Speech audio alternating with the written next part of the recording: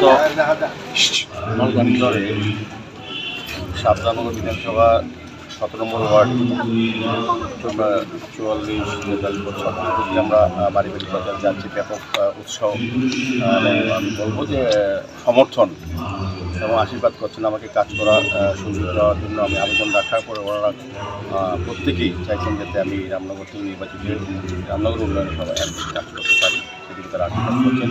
আমার বিশ্বাস এবং প্রত্যাশা আমাদের যে দুটি নির্বাচন, পশ্চিম ত্রিপুরা লোকসভা নির্বাচন, তিনি প্রার্থী হচ্ছেন রাজ্যের প্রাক্তন মুখ্যমন্ত্রী বর্তমান সাংসদ আমাদের বিপ্লব কুমার দেব এবং আমি ভারতীয় জনতা পার্টির 57 নির্বাচনে প্রার্থী হিসেবে সবাই সারা দিচ্ছে, সবাই ভোট দেবেন বর্তমান তিনি আশ্বস্ত করছেন।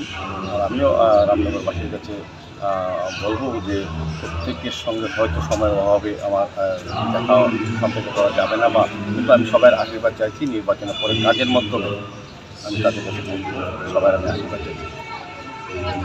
বলবেন শিল্পী মহলের কাছে কি এটা ভালো লক্ষ্য যে ভারতীয় জনতা পার্টি আমাকে প্রাথমিক নির্বাচন থেকে অনেক দিক চিন্তা ভাবনা করি হয়তো।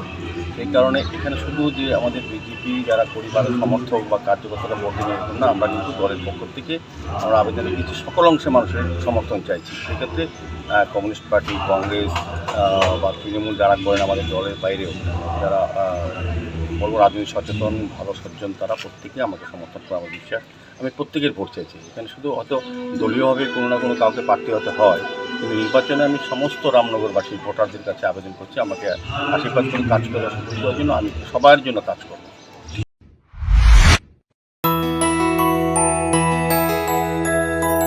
স্বাদে ভরা ঘিয়ের সুবাস লংতরায়, কি ভালো খেতে।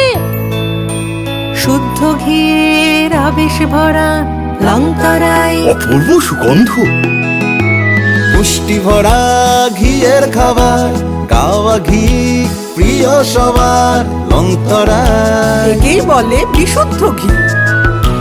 বিশুদ্ধ ঘি নাম মনে রেখো লংতরায়। লংতরাই ঘি রোজ খাবারে তোমাকে চাই। লংতরায়, লংতরায়, লংতরায়।